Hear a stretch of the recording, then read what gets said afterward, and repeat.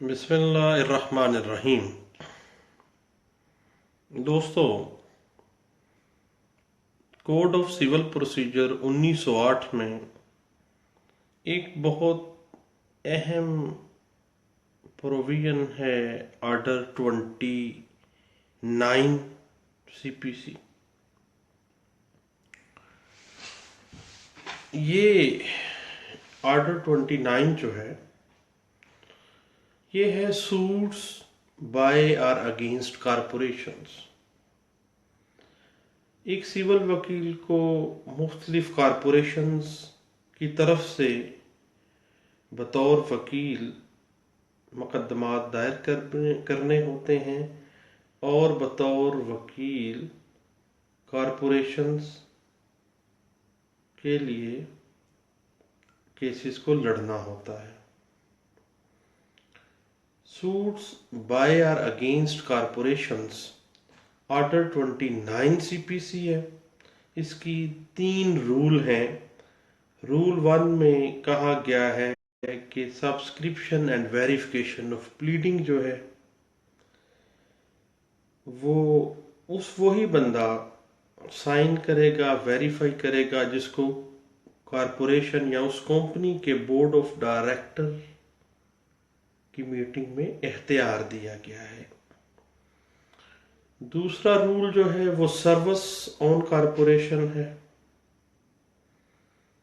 जो सर्विस है समन की, नोटिस की, वो थ्रू सेक्रेटरी या किसी डायरेक्टर ऑफ द कॉरपोरेशन के थ्रू होगी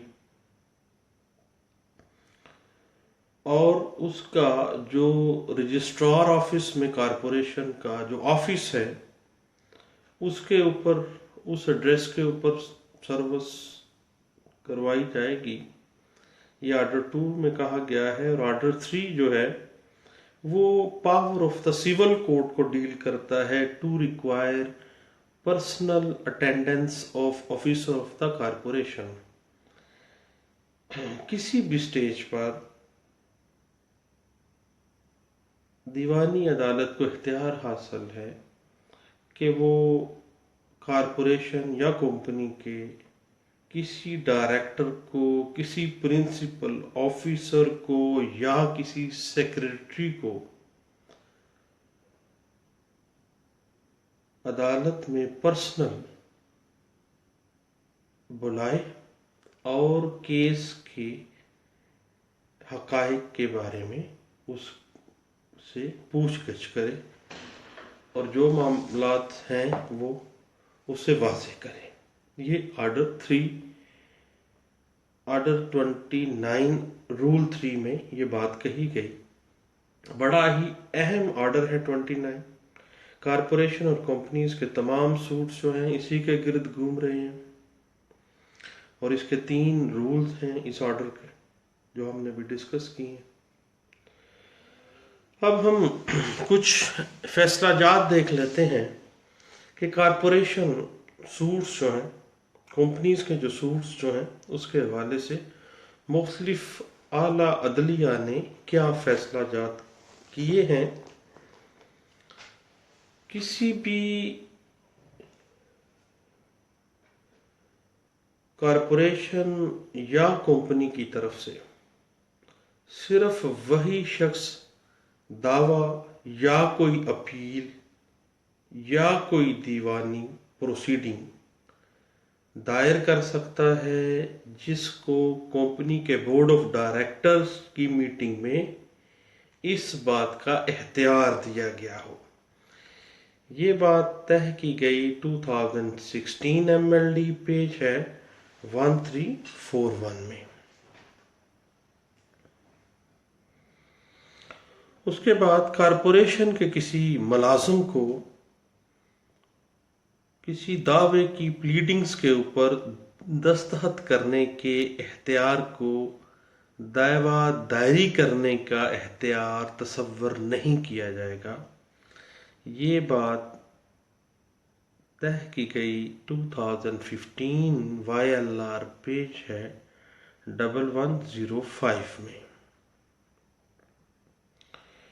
कारपोरेशन की तरफ से दावा दायर करने का जो इख्तियार है सिर्फ उस शख्स को है जिस शख्स को बोर्ड ऑफ डायरेक्टर्स की मीटिंग में इस बात का ऑथराइज किया गया है। ये बात 2014 CLC पेज है 1151 इसमें कही गई। उसके बाद 2007 YLR पेज है 1981। Suit by corporation for specific performance of agreement signed without permission by an authorized officer is not maintainable। जिस ऑफिसर को ऑथराइज ही नहीं किया गया और उसने कारपोरेशन की तरफ से स्पेसिफिक परफॉर्मेंस ऑफ एग्रीमेंट का दावा दायर कर दिया है तो ऐसा दावा मेंटेनेबल नहीं होगा बल्कि काबिल अखराज होगा। ये बात तय की गई 2011 CLC पेज है 886 में। और किसी भी कंपनी या किसी भी कारपोरेशन के बोर्ड ऑफ डायरेक्टर्स की जानिब से दी गई अथॉरिटी के बगैर कोई भी शख्स उस कंपनी या कारपोरेशन के लिए कोई काम नहीं कर सकता। ये बात कही गई 2010 CLC पेज है 420। उसके बाद कारपोरेशन का डायरेक्टर या principal officer board of director की मीटिंग्स में ऑथराइज होने के बाद प्लीडिंग्स पर दस्तखत और तस्दीक करने के लिए ऑथराइज होगा।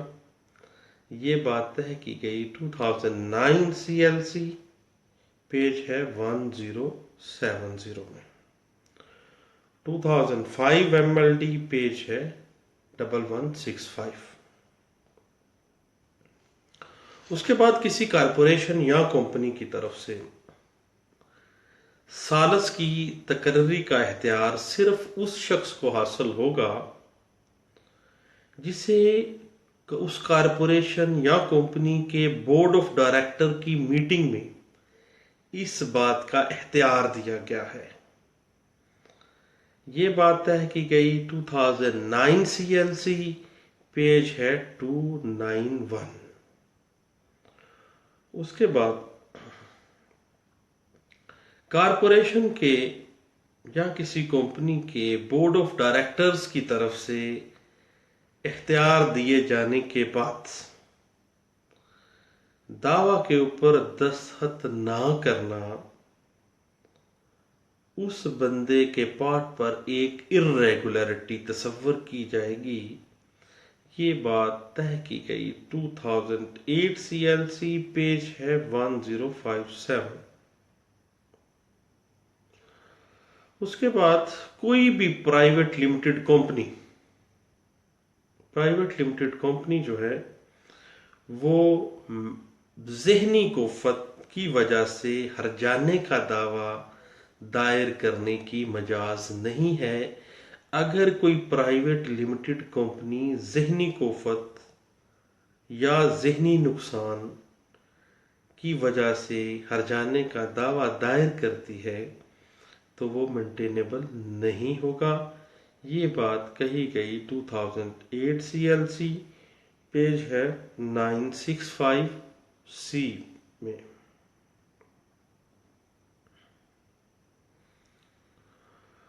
उसके बाद कारपोरेशन या कंपनी के बोर्ड ऑफ डायरेक्टर्स की तरफ से इख्तियार का दिया जाना और उसको डेलीगेट करना उस इख्तियार को, इस हवाले से एक अहम फैसला है 2007 CLC पेज है 65657। इस फैसले में कहा गया कि principal officer of the company, director of the company और secretary of the company can further delegate their authority that has been conferred by the meeting of the board of directors if so authorized। अगर उस authority, जब वो authority दी गई board of directors की meeting में कि वो फर्दर डेलीगेट कर सकता है, देन वो उस अथॉरिटी को डेलीगेट करेगा, अदरवाइज वो डेलीगेट नहीं कर सकता। उसके बाद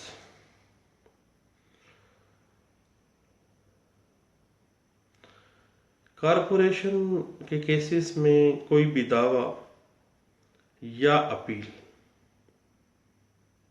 पेश होना या डिफेंड में पेश होना सिर्फ कॉम्पिटेंट पर्सन वही होगा जिसे कंपनी के बोर्ड ऑफ डायरेक्टर्स की मीटिंग में इस चीज के लिए ऑथराइज किया गया है, कॉम्पिटेंट करार दिया गया है। ये बात तय की गई 2005 MLD पेज है 1165 और 2004 YLR पेज है 850 और 2008 CLC पेज है 239 में। उसके बाद फर्म या कंपनी जो है ये एक आर्टिफिशियल पर्सन है और किसी फर्म या कंपनी या कारपोरेशन को सुने बगैर उसको ब्लैक लिस्ट करार नहीं दिया जा सकता। अदालत को किसी कंपनी या कारपोरेशन को ब्लैक लिस्ट करने से पहले उसको सुनना मैंडेटरी है।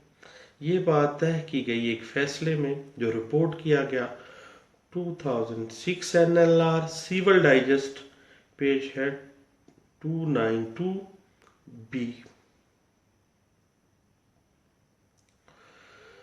दूसरी बात यह है कि किसी कारपोरेशन या कंपनी के किसी मेंबर की फौतीदगी के बाद उस मेंबर के शरई वारसान जो हैं वो कंपनी के शेयर होल्डर बन जाते हैं, लेकिन कंपनी के मेंबर के रजिस्टर में अंदराज करवाए बगैर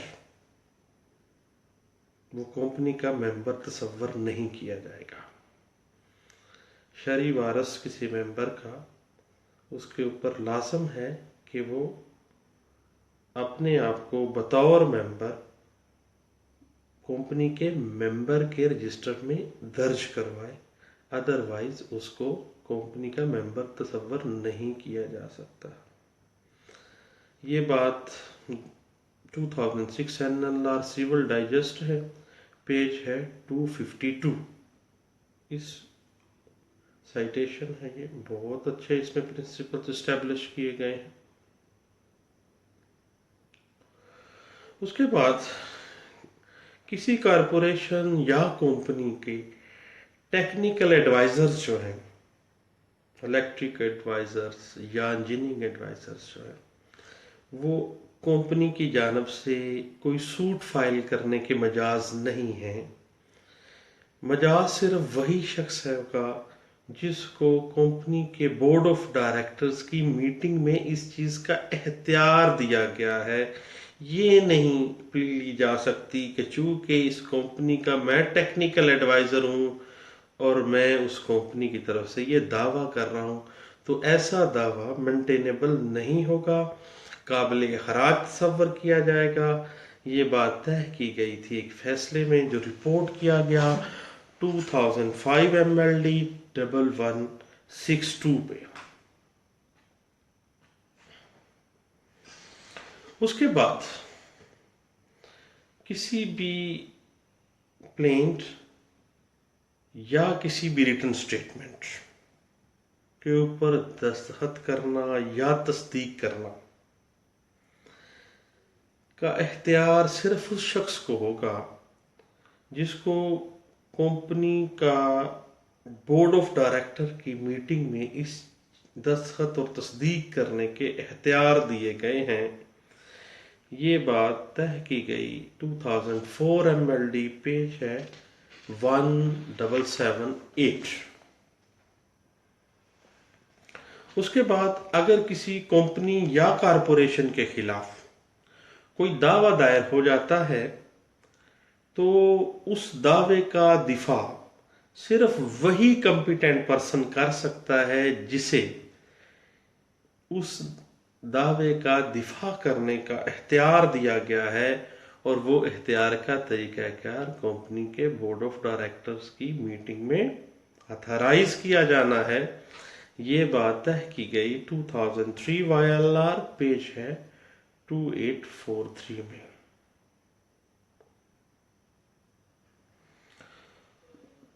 उसके बाद कंपनी जो है बिल्कुल एक मुख्तलिफ चीज मुतसव्वर होगी, एक अलहदा पर्सन मुतसव्वर होगा अपने शेयर होल्डर्स और अपने डायरेक्टरान से। ये बात तय की गई एक फैसले में 2003 MLD, पेज है 607।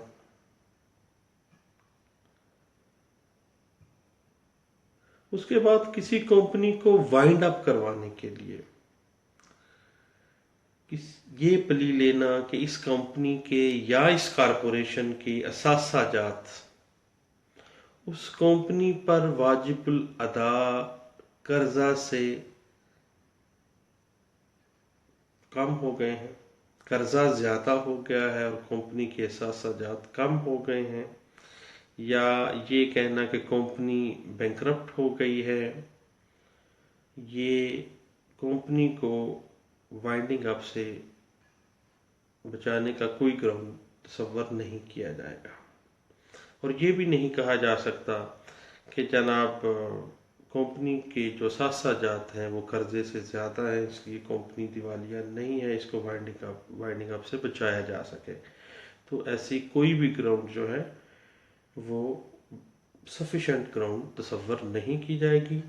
ये बात एक फैसले में कही गई। वो फैसला था जो रिपोर्ट किया गया 2003 NLR सिविल, पेज है 620।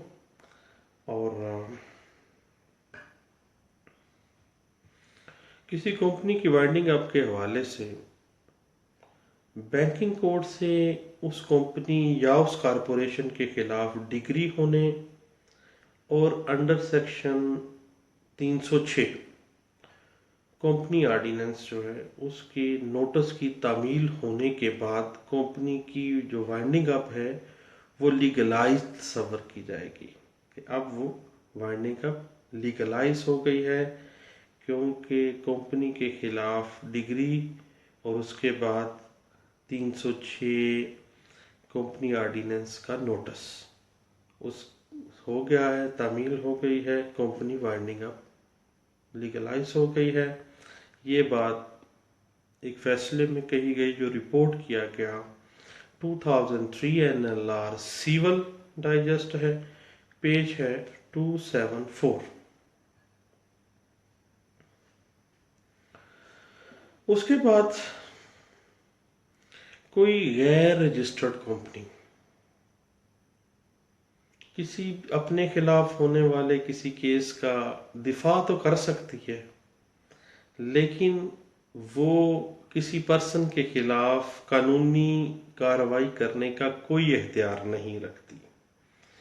वो किसी के खिलाफ दावा तो दायर नहीं कर सकती क्योंकि वो गैर रजिस्टर्ड कंपनी है, मगर अपने खिलाफ होने वाले किसी भी केस को डिफेंड कर सकती है।